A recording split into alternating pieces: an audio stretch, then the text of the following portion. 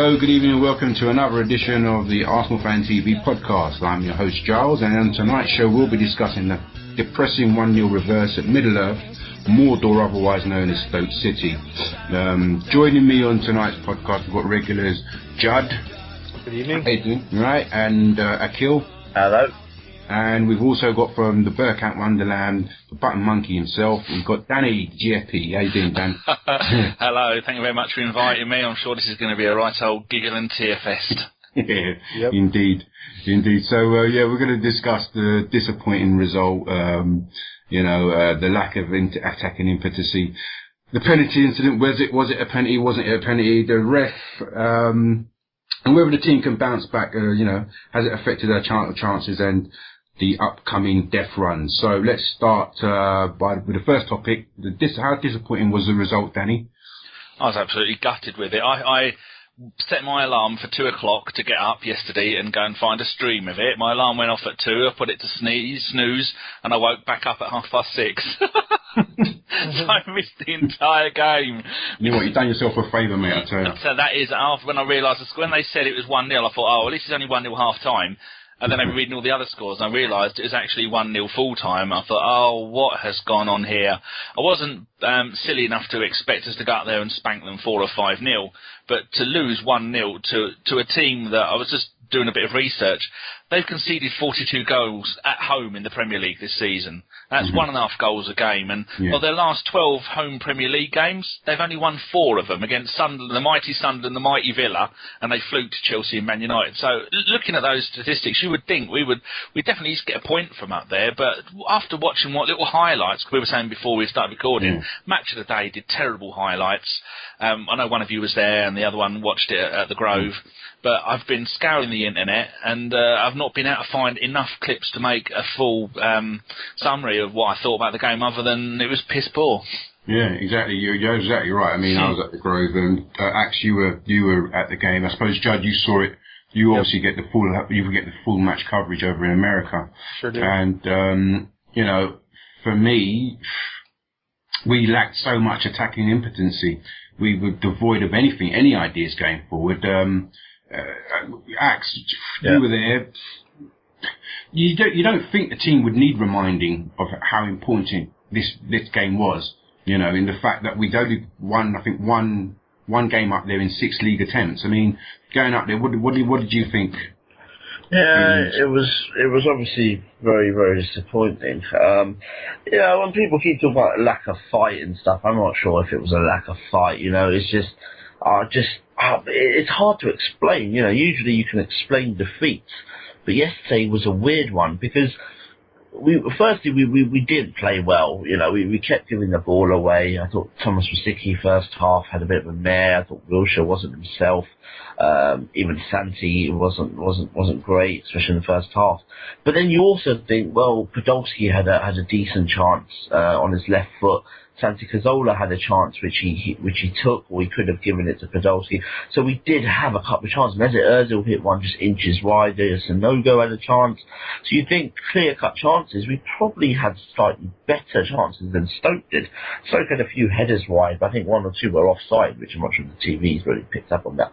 So, we didn't play well, but we did. If we were slightly more clinical, we might have actually got away with that yesterday, which I think is sort of what you need if you're going for a title. It was a strange game, a very strange game. We certainly lacked pace. I think out wide we were just a bit too static. We were too narrow. We just kept trying to come in field. Our 2 sort of wide men were always looking to come in field, and I mean our fullbacks tried to obviously push on, but then on the break sometimes we were caught, and it was just I don't know if it was the system or the personnel, but it just something didn't look right yesterday. But it was a very strange game. Judd, you saw it as well. Do you agree with Axe that it wasn't so much a lack of attacking impetuosity? We had enough chances, but for one reason or another, we just didn't have our scoring boots on. What was your take on it? Well, I mean, we had chances. I don't think we created as much as we typically do. But I think part of that's down to the fact that Stoke has been able to over the years just pack it in, play rough, play physical, and disrupt our attack. And they've had success doing that. So, and I think that's large part what they did yesterday. Every time we got on the ball, there was somebody closing us down. They were, kicking us late, stamping on people, and they were, we couldn't get any rhythm and flow going. And I think they did. You got to give Stoke credit for that. I mean, they did a good job doing that. And I think another thing that we did that was atypical was we weren't really trying to work the ball out of the defense as much. I think we were a little bit too anxious to clear. I think I don't have any stats or anything like that, but it seemed like every time we got the possession and defense, we were just hoofing it up the field. It's not typical Arsenal. I think we had 53 or 57% possession in the whole match. 56, I think it was. 56. Okay, 56% possession in the whole match. Didn't feel like that watching it though. Yeah. Well, I think we were definitely very sloppy in possession. I kept on seeing people like Jack Wilshere giving the ball away quite, very often. I don't think. I know. Actually, said Giroud was fouled quite often, but he was on his arse so much. He was complaining a lot, and this season I think we've seen that he's handling defences a lot better this season. But yesterday, I thought he spent most of the time crying. And throwing his hands up in the air and looking for fouls and free kicks and whatnot. And I mean, you wonder, like, Danny, you said, even despite the fact that, they've only won 4 games at home, this season, you know what kind of battle you're going to get when you go to Stoke, especially Arsenal. I mean, they're always up for a fight with us, you know what I mean? And Giroud, for me, was just, he was, I don't know. I mean, he was stamped on quite a few times, but his attitude, I thought, was left a lot to be desired. Danny, most of the big teams that have gone up there have struggled to get results. I think only Man City got a draw up there this season. Man United's lost. I think Chelsea, did they lose up there or did they draw? I can't remember. Chelsea lost up there. Chelsea lost 3-2. 3-2. Did Liverpool beaten 5-3. They're the only team to have gone up there and won, haven't they? Apart from, I think, Norwich and, Norwich, that's it. Yeah. Do you think there's a mental block with Arsenal going up there? Do you think they've got in, before we even kick the ball, do you think, the lads just aren't ready for that kind of a... Yeah, I think you've got a point there. I remember back in the day when our hoodoo, you always used to be away at Bolton. And I was at that one of their games many moons ago, the coldest I've ever been in my life. And it was I don't know how they managed to do it. And that was the main reason why I think the board gave Bruce Rioch the job as manager, because of the jobs he used to do against Arsenal, and it turns out he was rubbish. But I didn't say they'd lost to 4 all season. I said they'd only won 4 in their last 12 games, I think I said, and ours was the 5th. Yeah. Actually, they've won 5 at home all season. Yeah, so they did. The first game they beat Palace, so that doesn't really count. They didn't look that far back. But Giroud, I think maybe the problem with Giroud is it's like if you or any of us had an Xbox One at home and 10 new games. We'd want to get the job over and done as quickly as possible to get back home to play with the Xbox One. And well, he's not got an Xbox One he wants to play with. He's got something a little something else he's in a hurry to get back home and play with. But I think that Giroud was awful, and he's just showing more and more that he is not a number 1 striker. And someone was saying to me, because I've been a big person who's saying that I love to see Podolski. I'd love to see him have a run of 10 games up front because of what he did in his time with Cologne. But that's never going to happen. And the usual way football works is you get injured, you have a couple of games as sub, then you start playing again. And for a bloke with over 100 German caps to then be fully fit, ready to go. Our main striker is out for a couple of games because of his nefarious activities. And then for the manager to go, Sonogo, you've played for 5 minutes all season, you've had an hour in the reserves. Yeah, you can play these really 2 important games, one of them against Bayern Munich, your ex-team. And so I think Podolski is just fed up with the entire thing. It's just really unfair. You got to wonder what makes Wenger think about who he's going to play in what position. I think Arteta has shown, unfortunately, who's been our best player for 2 seasons, on and off. He's been rubbish all season. And why was Flamini on the bench? Flamini needs game time after his suspension. Actually, I want to bring you in.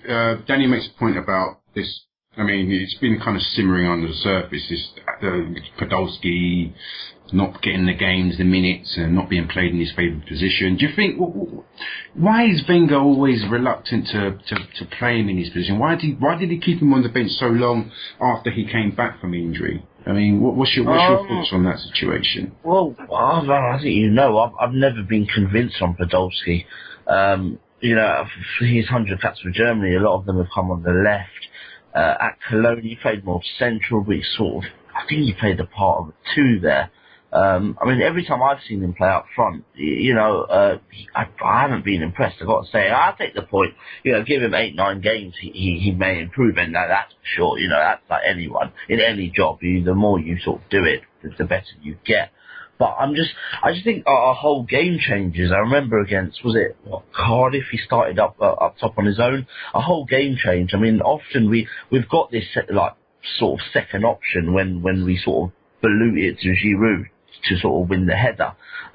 Yesterday he won a few like that actually, which sort of set Thomas Rosicky through, but then there was nobody else supporting him, which was probably the problem.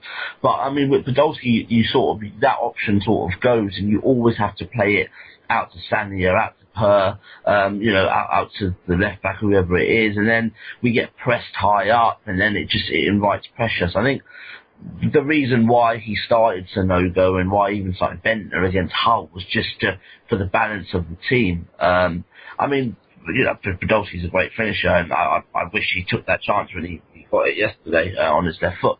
But I'm not sure about Podolski. I'm not sure he knows his best position. You say that, I mean, Podolski, that was the first time he'd played a full 90 minutes, I heard, that since January 2013.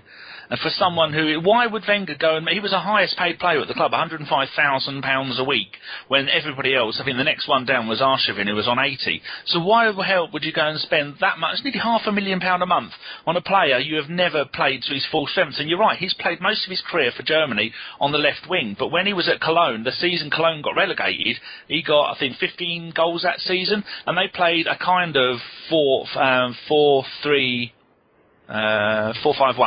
with having one in the Podolski hole. In the Bergkamp hole, and that was either Podolski playing there or the other striker. But when they went through a phase of that season, they got relegated, of playing 8 games, and all 8 of those games Podolski played up front, and he scored 10 goals in 8 games. That was their best run of the season, and then they dropped him, and then they got relegated, and then he left. And I can see why people don't like him, because he does look like he's lazy. But Ian Wright wasn't exactly the most energetic of players, was he? He was give Ian Wright the ball, and then if it was any further out than 12 yards, he wasn't interested. You can't expect to have an Henry that is going to track back, get the ball, take it in and out of the stadium, through the car park, bring it in through the cafeteria, and then chip it in from half a mile. No, not everyone's going to do that. Yeah, but I mean, taking the point that, but Wrighty was an ace marksman, wasn't he? I mean, even if he did nothing through the whole game, that all he needed was one look at goal, and more often than not, he was going to put it away. Something Giroud can't do. Do you know what I mean? Ian Wright, you could blindfold him, spin him round, and then he will know where the goal is. Giroud, like I've said many times, has got the first touch of something not very nice. I don't know if I can say it on your podcast. I don't know how much. We go for it. He's got the first touch of a rapist, which is one of my favourite. Someone said that on Talk Sport, and then quickly got cut off. But that just sums Giroud up perfectly. He won't take it first time. He's always so unsure about his finishing. He needs to take a second touch and then look where the goal is and then have a shot, which you can't do that at top level. And how do you think Podolski feels where he scores in the FA Cup against Liverpool, one of the most informed teams in the league, and then he's dropped against Bayern Munich, the team that he spent many years at? I just feel for the bloke. His career's over. He's not going to be playing at Arsenal next season. Judd? Yeah, I mean, I'm not sure if I want to see him filling in at striker, but I know Giroud's definitely not the answer. Podolski on the left, he seems to score there anyway, so I just don't understand why he's not getting more playing time. That's my biggest thing. How many times has he even played 90 minutes for Arsenal, period? I mean, usually he's, even if he's starting, he's coming out in the 60th minute or he's coming on late. I don't understand. He's certainly a talented player. He scores goals. Give him some time. It boggles the mind. And what's happening to Bentner as well? Yeah. I mean, he's not playing. We've needed a striker. We've got 2 proven international strikers, and he plays Sanogo. Bless his socks. I don't know what's going on with it. It's just madness. And the amount of money you're wasting on a player.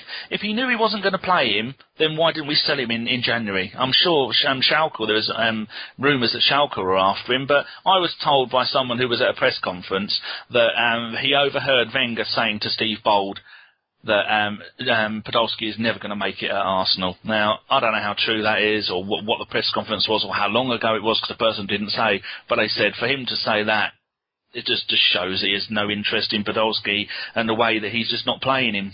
It's just, I just don't understand why. I mean, the results are there when you see him out on the pitch, you know. Yeah, it's true, but we're not the manager, are we? We can just moan about it and he can ignore us.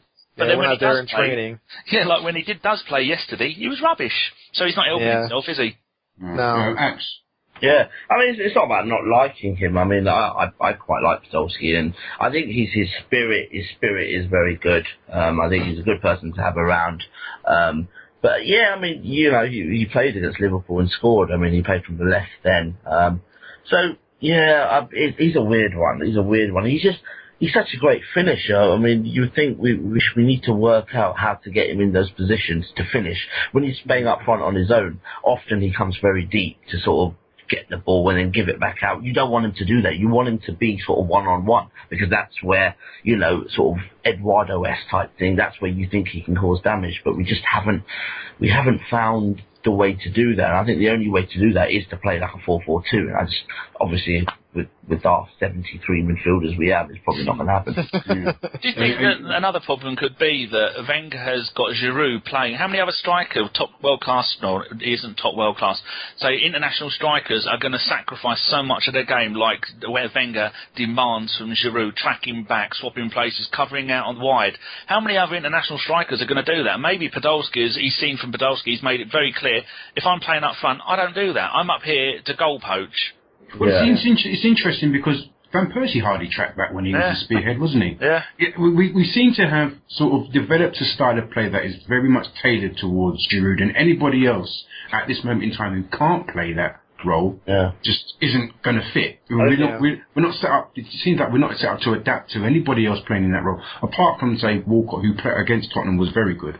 You know, we could utilise his pace, and actually saying that Podolski coming back and crowding the space in midfield doesn't really help him. It's almost like what Van Persie was saying the other day.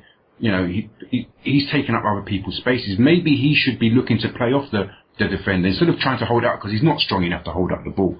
Shouldn't he be trying to make those kind of Theo Walcott kind of runs off the shoulder of the defender, so that we can, you know, give him the opportunities to get strikes in on goal, because we know he's a very good striker, good finisher. You know, is it a matter of, as Judd said, we're not on the training ground, we don't know what goes on there, but, you know, I wonder, is it the manager that's not sort of preparing the tactics in a way to get the best out of Podolski, or is it Podolski's just not a good fit for Arsenal at all in that position? Both. I would say it's just the second one more. I just think in the current systems, you know, he just doesn't quite. You talk about sort of last, like getting in behind the defence. I mean, Walcott's speed just helps him out. He could be 2 yards behind the defender and still get it. Whereas obviously Podolski's game isn't about pace. So it's a tough one. It's a tough one. I think when you play out wide as well, you do have to do a certain bit of tracking back. As sort of Andre Hutchinson found out the hard way. And even Walcott's tracking back was pretty awful a few years ago, but he certainly worked on it. But I mean, you know, I don't blame Lucas Podolski. You know, that's his sort of game. It's just a shame, you know, because he is the best finisher, and the manager's on record saying he's the best finisher at the football club. And at a time where we do need goals, where we're sort of missing Walcott and Ramsey, it's a shame, really. I want to ask. I'm going to bring this subject back up again. It seems to have reared its ugly head, but. Giroud in the sack. Apparently, he was asking a teammate and some Catwoman onto a midnight tryst in some hotel. I don't know if it was before the Stoke game or a few weeks before. It's just been dredged up now. But I don't know if you guys have read the Sun, the newspaper article today. Do you think that has had any influence on? I mean, because you know we all know that it had some kind of part to play in his performance against Liverpool in the FA Cup. Oh no, in the league game. Do you think if he was messing around trying to get an assist from whoever with this girl. Do you think that kind of would have affected his game again yesterday? I've no idea. I don't tend to read those papers because they just make stuff up to sell them, so I tend to ignore them.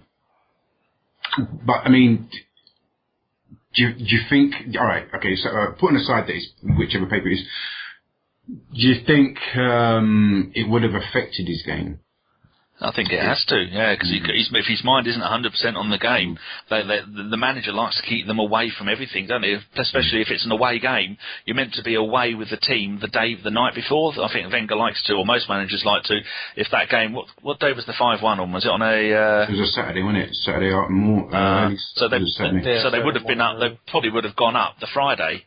Yeah. So, but the rumoured stuff that he got up to was said it was done the night before the Liverpool game. So it must have been taking place up in Liverpool. Yeah. I mean, that's just stupidity. Was it not Palace?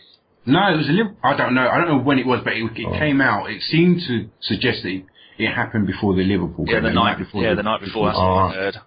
And this one with the Catwoman, or who he was apparently begged to bed. It's come out after the Stoke game. I don't know if it happened just before the Stoke game, but I thought before a game there's some sort of 36 or 48 hour curfew where you're not allowed out. Yeah, you're not allowed to do anything. They don't trust you. Yeah. Wenger's very, very hard on that. Most managers are. But you know what though, when you get one story, which probably was true, you often do get people coming out to papers like The Sun selling their story with the commas, So I think it's unfair to talk about him, and he's got a family, he's got a young child. I think it's pretty unfair. I mean, we don't know. I know we don't know, but I mean this could be a trend. Yeah, I mean, if there's any element of truth to it. I mean, the first one I put aside is, whatever he does in his private life is up to him as long as he scores on the pitch. But if there's a trend of it, it's not going to work well with his relationship with Wenger, because we know Wenger doesn't like any of that kind of crap. He likes his boys to be, as Danny said, focused on the game. Yeah. I mean, just thinking about the summer, if he has been up to no good, and Wenger may obviously get rid of him, which. He's obviously a good player, but as I think we all agree, he's not probably the striker to win. I mean, that's why we went for probably Luis Suarez. I think everyone at the club knows we do need that sort of superstar striker for our midfield to sort of feed. So I think Olivier Giroud, whatever happens with him in his private life, I don't think he'll be first choice striker at Arsenal next season, regardless. You touched on the Luis Suarez thing. I want to come back to that later, because there was reports out today in some sort of press conference that John W. Henry had, and he made some comments about Suarez. I just want to ask, going on to the penalty incident, I've had a few debates. I was with Amanda from Goonie Girl podcast yesterday at the screening, and we were debating throughout the second half whether it was a penalty or not. And my take on it is, it wasn't deliberate, but 9 times out of 10, I think they give it. And I always say that if you look at the player's reaction, that kind of tells you whether he thought it was a penalty or not. And for me, Koscielny just sat there. He didn't protest. It was almost like, all right, he didn't mean to do it, but he knew it was going to be a penalty, and a penalty was given. Do you guys think it was a penalty? It wasn't a penalty. Do you think there's a lot of ambiguity with the law of ball to hand and whatnot? Or do you think the referee was right? I'm going to start with you, Judd. What's your take on the penalty incident? It's one of those that you can understand why it's called, but you hate to see it called. And the way that the ref had been making calls the entire game, you just knew that he was going to blow the whistle. For me, it looked more ball to hand than hand to ball. I mean, he's jumping up to try to make a play on the ball, and he's got his arm up for balance. It's not like he's put it up there in advance to try to block any kind of pass or cross or shot or anything. It was up there already. And how many times do you see a guy sliding in to block a cross, and the ball hit his back trailing arm or something like that, and it not called. It could go either way. I don't know. If it were me making the call, I wouldn't blow on the whistle. Max? I didn't think it was a penalty. I didn't think it was one live anyway, and I probably don't think it is. I mean, he's not very far away from the man. It's the distance between the ball and the player, the two players rather, is so little. He was jumping. I think it's momentum. You have to jump with your hands up. I actually thought Koscielny was fouled. When he first blew, I thought for the push. I sort of turned around thinking that, we've got the ball, let's get it forward and stuff. So, I got to say, I don't think it was a penalty. And it came at the worst time as well. So I think we just brought Chamberlain on as well. We were really going for it then. Mm-hmm. So, I was disappointed with that. Dan? Yeah, I've watched it when I had it on Match of the Day. I watched it in slow-mo on Match of the Day. Even their slow-mo, I slow-moed it, because if you hold down the play button on your Sky controller, it will slow-mo it on its own. And I watched that 10 times, backwards and forwards. I watched it from different angles. And then it reminded me slightly of The Matrix, when you've got Matrix by falling backwards. Now, if you get someone to stand on one leg, you give them a little bit of a shove. As they fall back, their hands... Like Judd was saying, their hands are naturally going to go up in the air to try and counterbalance yourself a little bit. So you take that into consideration, and the fact that the Stoke player pushed him almost immediately after, like Axe was saying. I thought it was a foul. A foul on Cos. But you can't be 100%. But the referee was instantly bang straight in there. That's a foul. Man, He didn't even take a minute to think about it. It's like he gave it before it happened. Well, I've read on Twitter loads of people complaining that the referee had an awful game.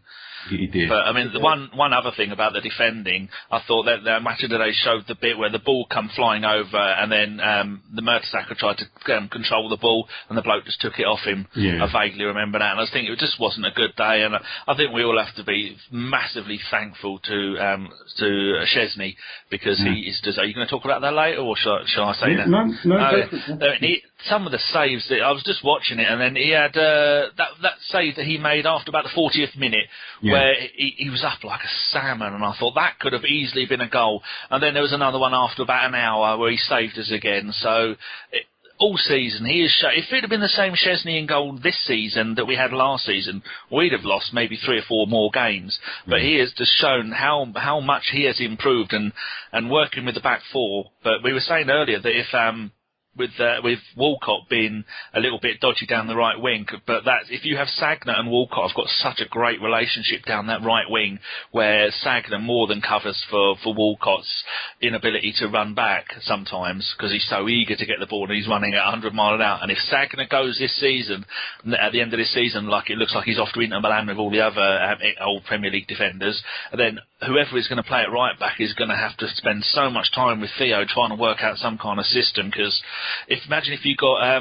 Jenkinson and Walcott both there, they'd be holding hands running down the right wing as fast as they can go, and that kind of stuff is just going to be it's going to be weird to see that, and because we were so strong on that right hand side.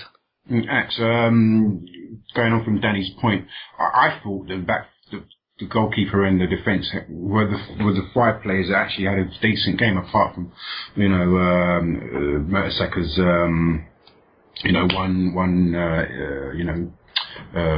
poor moment. What was your take on the defence in yesterday's game? I don't think we allowed them many chances. Yeah, no, exactly. I mean, on the train back, someone was saying that Stoke had a few chances, but I can't remember too many. There was a few headers that were wide; they were offside. The save Danny's talking about. He parried to his left. That was a save. I think there was one where in the second half, or on a free kick or a corner, where he came out and got a good punch to it. But I mean, generally, I thought it was. Defensively, we had a good game. It was, they scored from the penalty. There was no really other chances where I feel threatened. I think Crouch at the side netting, but to score from there would have been a wonder goal. Defensively, I think we were fine. It was just offensively. I know I talked about the few chances we did have, but we certainly didn't create as many as we usually do. It was just, I don't know, it was just a really strange game. For us, and we had a week off as well, so we've got really no excuses for that. Yeah, indeed. Judd, do you think? I was surprised that Charlie Adam didn't get sent off. I don't know, but he was putting it about, wasn't he? Yeah, he was. He didn't even get a yellow. I don't know. I don't even think the ref stopped the game for the stamp, did he? No. Well, the first one on Giroud, he blew a foul on Giroud. Yeah. Yeah. And then the second one, I can't remember. I think he might have brought the game back for that. Did he rake Arteta's fight? Oh, that's right. And it was Arteta on the one where he was jumping into him with the studs up. Yeah. Yeah, and then I can't remember who it was that fouled Giroud in the second half with the stamp on the back. Yeah, in the Arteta one, it was mental. Arteta showed the referee his mark, and the referee turned around. He couldn't even look. I mean, what a mug! He just, that one was mind-boggling. I mean, for me, quite honestly, there was at least 2 or 3 red card incidents that went completely unpunished. There was a lot of. I mean, I thought we were weak, but there was a lot of. I mean, there's playing on the edge, and then there's blatant, trying to do a player harm, and I think there was one where Giroud was sandwiched between two Stoke players. He got one on his ankle, and they gave the foul against Giroud. Yep. Giroud was like, "What the fuck is going on?" You know what I mean? And it showed quite clearly that he was fouled, and I think Mark Wilson went up and pushed him after that as well, as if to say, "You fucking fouler." And I was thinking, what kind of game are we playing here? I don't know, Dan. Do you think, let's go on to our chances. Can we bounce back from a game like that? So we've got Everton now. We've got a week to get our head straight. We've got Everton in the FA Cup. Can we get a result here at home? Well, I don't know. I don't think we can. Hold on. We can bounce back for the Everton game. I think Everton are a little bit of a low at the moment. Their new signing, that 16'7" giant, I think he had a knock. Lukaku is back, which is good for them. He scored as well, yeah, and he's always on fire for them. But I think the main players that caused us trouble was Delafeu. Is he the one who's got injured long term? He's back. He came back yesterday. And who's the other one who broke his leg? Whose name I cannot. Oviedo. Yeah, they were the 2 that I thought were most dangerous when we played against them last time. It's a 12:45 kickoff, so Everton are going to spend the night in London the night before, so they'll all be all fresh and they'll be out. God, it's a monsoon outside. Just scared the life out of me. But then the games we've got coming up after that, Bayern Munich away, we've got no chance. Then we've got to go to the shit art lane, and then there I'll be happy with a draw. Then we've got away to Chelsea, we've got no chance. Home to Man City, we'll be in pieces by that. And then away to Everton. I think our season is now over. I mean, I was just looking at our results here. In the last 8 games we've played, we've not had a back-to-back win since we beat Coventry. We've had a draw, a win, a loss, a draw, a win, a loss, a draw. I mean, a win, and then a loss again. It's just so inconsistent. It just shows how much everyone was saying in January transfer window he needs to bolster the team, and he hasn't bolstered the team. And this is what happens when you don't bolster the team. The team falls apart. There's no confidence. I mean, even the likes of Mertesacker yesterday was looking down. Giroud was looking frustrated, and it's just so annoying, because I knew it was either shit or bust in the transfer window. We needed 2 half-decent players and we could have won the league. And now it looks like it's all going to be for nothing. Akhil, can we bounce back? The title chances, death running, coming up starting from, pretty much the Everton game. Give us some positivity. I think yesterday's result was massive for our title challenge, and I just can't see it now. It's not impossible, mathematically it's not impossible, but I think if going to Tottenham, I think we can win at Tottenham, but I think Chelsea, I can't see us winning at Chelsea, and I think if they beat us, they'll extend the gap further. Then City at home, I think might just beat them, but it's going to be tough. You got to say the Everton game in the cup is now huge. I mean, I at the start of the season I said I'll take an FA Cup in 3rd or 4th any day, and I think most people would. I think it'll be a bit of a stepping stone. So I think that FA Cup game is huge. Bayern Munich, I think a little bit like last year. Just go out there and see what happens. Try and get a goal. then maybe try and get another one, and then, just see what happens. I don't think they'll be as complacent as they were last year. I think that they would have learned something, and Guardiola's obviously a different manager, so, I don't know, but the Everton game next Saturday is suddenly massive, and as Danny said, it's 12:45. I mean, maybe Olivier Giroud could ring up a few of the Everton players and just sort of let them know what's going on in London that night. Maybe that might put them off. But is the guy injured? The lad from Barcelona, the loan. He came back yesterday. He came back. Okay. Oh well, that's great because he caused us quite a few problems. But we're at home, so it's a big game for us. Yeah. Okay. All right. Judd, I've just watched Christian Benteke score a worldie against Norwich City. Should we have got someone like him in January? Should we have gone out and spent a bit of money in January? I mean, was there anybody available to get in January that could sort of help us now?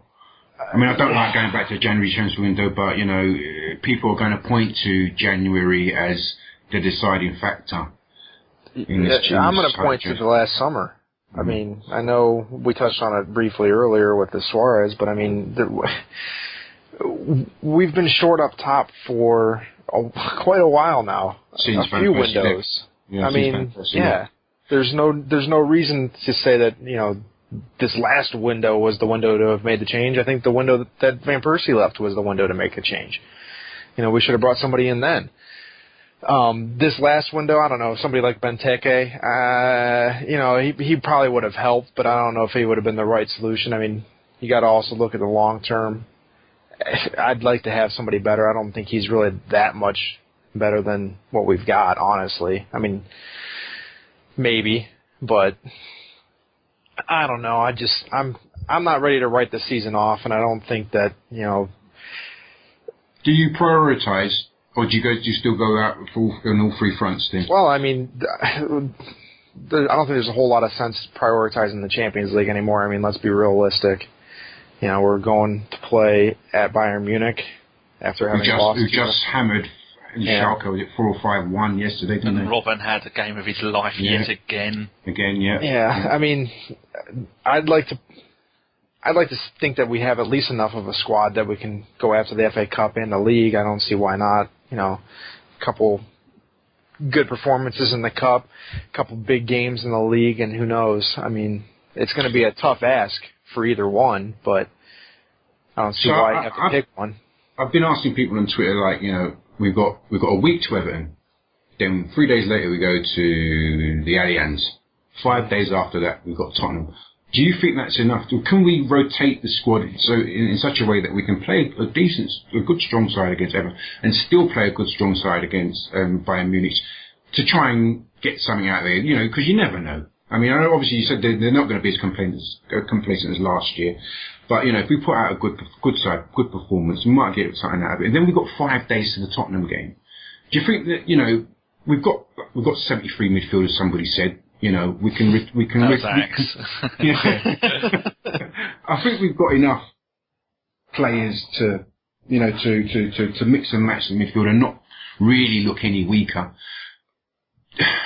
Would you go out to Bayern Munich all out, or do you just put out a scratch? Well, not a scratch side, but a sort of a shadow team. Prioritise the Everton game and the Tottenham game, and then just make sure that we leave Germany with our dignity held intact. If I was going to make a lineup for the 3 games, I think my softest, quote-unquote, softest lineup would be at Bayern Munich. I mean, I'd like to think that we still have a chance in the league and certainly still have a chance in the FA Cup. So I'd prioritize those ones a little bit higher. But, 5 days this time of year, that's an eternity to recover. I mean, you don't really get a whole lot more than that. So... Okay, Axe? Yeah, I mean, I would certainly play the strongest team available for Everton. So I think the FA Cup is huge, for sure. And then with Bayern Munich, it's a case of looking at the squad, seeing anyone that maybe does have a knock or something like that, maybe leave them out. I would still like to go to Bayern Munich with a strong team. Perhaps maybe, you know, a few of the players who maybe are in the so-called red zone, maybe keep them on the bench. But it's just, I mean, I think there was someone, I think it was James Oddie from the Evening Standard. It might not be him, but it might. So somebody asked Arsene Wenger about that. That do you now prioritise Everton and literally throw the Bayern Munich game? But his response was, well, what if we went there and what if they went down to 10 men after 20 minutes and suddenly, you know, people would then moan that you didn't go for it. And, you know, it's unlikely, but there is a degree of something there, because last year we were 2-0 up and you just thought 5 more minutes and perhaps we might have got something. I'm not saying that's going to happen this year. I don't think we'll win. I think Bayern Munich will actually beat us outright at the Allianz. But something tells you that you sort of do have to go for it. And I think 3 games in the week and then you've got another week until the next game. I'll just go for it in all 3. But maybe Bayern Munich, rest of player or 2, but keep them on the bench, take them out with you just in case they're needed, in case that man does get sent off and we are 1-0 up chasing the second goal. Dan? Yeah, I'm just looking at the league tables, and Chelsea have won 12 out of 14 home Premier League games this season. The last time they lost a home Premier League game was in January 2013 when the mighty Sean Wright-Phillips beat them and beat us with QPR, beat them 1-0. So you've got to look at the fact that as Chelsea are currently 4 points ahead of us, we're not going to beat them at their place. We're more than likely either going to draw or lose. And if we lose, that's 7 points, and by then there's only 8 games of the season left to go. How are we going to be able to make up 8 points on Chelsea in 7 games? 8 games, 7 points. We're not going to be able to do it. Are we Chelsea's toughest opponent left, or do they have to play Liverpool? They've got to go to Liverpool. They've got to go to Anfield, and they've got Spurs at home. Yeah, and then they finish it with an easy 12-0 against Norwich on the last day of the season. Poor old Norwich, I feel for them. But so for me, hey, yeah, we've got Norwich, haven't we? Norwich. Oh, no, their last home game is against Norwich. Okay. Yeah, right. Their last game of the season, they were away. But so Norwich, I think Norwich's last 4 games of the season is Man City, Arsenal, Chelsea, Man United or something like that. So they're going to get absolutely mullered. And when I saw they were 1-0 up today, then I quickly changed the channels to go and have a look at Russia Today just to see what's going on. Turned back and they were 4-1 down. I thought, how the hell did you manage to do that? Anyway, so I think the league is gone. We've had a good chance. We've shown lots of promise for next season, that with a few additions we can do it.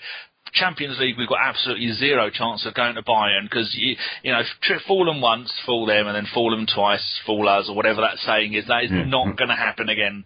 I know the last time they beat us 3-1 at home, they had the away goal, but this time we had a home goal or something like that. So when the similar situation, but they've got a better manager, a stronger team. They're running away with the German league, which does give them a small amount of complacency. But so I think the Champions League is out the window. I think the Premier League is out the window. All we've got to do is make sure we finish top 4, because that lot of men's 17 are 6 points behind us. But as Soldado is now back in form, having scored his first goal, only his second goal of the season in the Premier League, that wasn't a penalty, which is just ridiculous. Sums them bunch of mugs up.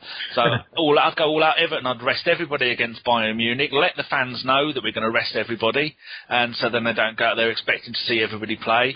Maybe play Sonogo up front, and then I'd like to see Gnabry have a go on the wings, LLM. And all that other ones, and then just concentrate on winning the FA Cup, and then hopefully finishing top 4 in the league, which I think we can do. But I think it's Man City and Chelsea will run away with the league now. Okay, cool. Yeah. All right. I love that bit about telling the fans, I've bloody paid for my flight, hotel, and match day ticket for Munich. So I think I might just have to stay on the beers pretty much the whole 2 days then. All of our games in April, we've playing 4 games in April, and they have changed every single one of them, whether it be as simple as a kick-off for the whole game, or whether they've actually changed the days. Now, Judd, I don't know if you're a member of Arsenal America. No, I'm not. Well, they'd arranged this massive big thing in Las Vegas, or as GC would say, Las Vegas, and they've arranged it around a 7 a.m. kick-off of the Arsenal-Newcastle game on the Saturday, and it's now been moved to the Monday. Yeah, well, thank you very much. And also, you got to wonder about poor Newcastle fans that are, who would have, been looking forward to the Saturday game. Now they've got to decide whether they're going to work on Monday or leave work Monday early and make their way down to Arsenal. London rush hour on a Monday evening. Good luck. Exactly. Like GC was saying, the tickets for one of those 4 games went on sale on the morning, I think Wednesday morning or Thursday morning, and then the dates were changed for all the games that afternoon. And there were actually fans coming from other countries who actually, who actually had Scandinavia, a massive following from Scandinavia. I think our biggest amount of followings is North America, Scandinavia, and Australia and places like that. Oh yeah, and plus you got India and Pakistan, all that area. Yeah. So all these poor people that go out of their way. I mean, I moan about having to drive 2 hours to get to a game when I used to go. And these people, I was talking to one bloke in Vinci Blog from South Africa, and he was saying that on average for a home game it cost him about £2,000. Unbelievable. Wow. And I moan about driving an hour and a half. Kind of puts into perspective just how dedicated our foreign fans are, and we should treat them with a little bit more respect. Well, not we, but I think the club and the TV should treat them with a little bit more respect. Exactly. Yeah, and you got to. I mean, I want the TV companies have made these decisions, and not one. You just wonder, do they actually take the fans' concerns into circumstances into consideration? Because they can't do. Not the ones that are attending, just the ones that are watching on TV. Yeah, all they worry about is how much money they can actually make. But you got people with families, kids will they have to bring their kids out of school early? Will they take kids out of school for the whole day and whatnot? I mean, there's so many factors that go into this sort of, that aren't taken into consideration when they make these decisions, for the man on the street. It is a tough one. Just sorry to butt in. It is a tough one because it's obviously sort of someone who tries to get to pretty much every game. It is tough on fans, but then at the same time, we want cheaper tickets because we say you're getting so much money from TV and stuff like that. So then, obviously, if we want that to happen, we need the TV, we need BT Sport, we need Sky Sports to pay us lots and lots of money. And then we got to sort of accept that, they will move our games if they think we're going to be in the title race, which, they should have probably just asked us a few weeks ago. We should have let them know that we probably won't be in it. But, so it's a weird one. I think it's because our ticket prices are quite high, and then we're sort of getting messed about by TV companies where we're sort of losing out. But I think if one was sorted out, I think that would be sort of fair. Okay, coolio. All right, before we wrap it up, I suppose we should go on to our wanker of the week. So I'm going to start with you, Axe. Who's your wanker of the week? It has to be Alan Pardew, doesn't it? I mean, I know this is an Arsenal pod and we're all Arsenal fans, but come on, that was brilliant. And I think what made it better was when sort of Sky Sports showed his 5 or 6 bust-ups in the last 5 or 6 years. And I think in one of his interviews he goes, I'm not normally like that. I mean, yeah, right, mate. You know what made me laugh about that is like he was saying, he was wagging his finger like, no, I didn't hit by him. No. I just pushed him. No. I was thinking, come on, mate. He said he put his head, he tried to push him, but he tried to push him with his head. I mean, that's basically a head up, mate. And the guy, I mean, he's Pellegrini, he's all right in, he pushed the linesman. Oh, mate, the man. He's had it out with Wenger as well in the touchdown when he was at West Ham, wasn't he? If I remember correctly. He's had a few. Hopefully they give him a 10-game ban anyway. I know Newcastle have given £100,000 fine to try and sort of make show hopefully the FA give him a bit of leniency. But 2 weeks wages though, isn't it? Yeah. Danny, do you have a wanker of the week? Danny? Yeah, sorry about that. I had it on mute because I was drinking my coffee. I did answer you instantly. Yeah, my wanker of the week is going to be Mike Jones. He's a dirty northern monkey from Chester, and he helped those other dirty northern monkeys by giving them the penalty. And I think it's. I know they do have I think the list should be published of referees and what teams they support. Because I know the FA make a point of finding out what team they support, and then they're not allowed to officiate those games or games that might help them or not help them. But I think that list should be published because I bet you he's got family that are inbred Stoke fans living in a cave up north somewhere. So I'm waiting for the week. Mike Jones, go fuck yourself. Judd. Well, I was going to say Mike Jones, but I guess the... I'm gonna have to come up with somebody. But one of the linesmen, one of them was called Skull. Yeah, sure, why not? all the fans from Stoke that were booing every time Giroud touched the ball. I mean, come on, he gets fouled, and then you guys are booing him. He has an almost leg-breaking tackle committed against him, and then you guys are booing him. I mean, give me a break. Every one of those fans up there in Stoke. Do you join in with this, Giles? Do you have a wank? Well, I was going to say John W. Henry, but I'm thinking after what he said, that there was a clause, but he ignored it basically. How can you get away with that? That's I mean, if there's a clause, then surely that's in a contract. But even if the contract's just written them all up and we can have him for nothing, or you abide by the clause and do what the clause says. Well, this is it. I was talking to Mario Ampov on Twitter. No, was it Mario? I can't remember. I think it was Mario. Or somebody on Twitter. No, it was Brady-esque. And he was saying, isn't there any sort of legal ramifications from that? If you've got a release clause and somebody meets it, you've got to ask yourself, what is a bloody release clause? But there again, he doesn't score against... Oh, sorry, Axe. No, sorry, mate. I mean, the contract would be with the player. So I guess Arsenal can't sue him or anything, but I think I'm just talking about, it sort of makes sense, logical sense, that only Luis Suarez and his advisors can properly sue, but maybe they chose not to. I don't know. They obviously chose not to, maybe, and that makes me think maybe that contract, that release clause, wasn't as watertight as, it was made out to be. Because obviously it wasn't, otherwise, Liverpool wouldn't have, flouted the rules of the contract so easily, so readily. Do you know what I mean? I think they're all made up anyway. I'm a fan of world football and Portland Timbers fan, in case you wondered, Judd. And I like the way they have in Spain. I mean, it's ridiculous, but they publicise the release clause. Like, I think Ronaldo's is like £280 million or something like that. I think clauses like that should also be made public as part of any contract that people would have in them, and they have them there just so they can say we can't get rid of them, and they're massive amounts of money that no one's going to pay. But that's £40 million. If you've met the clause, let him go.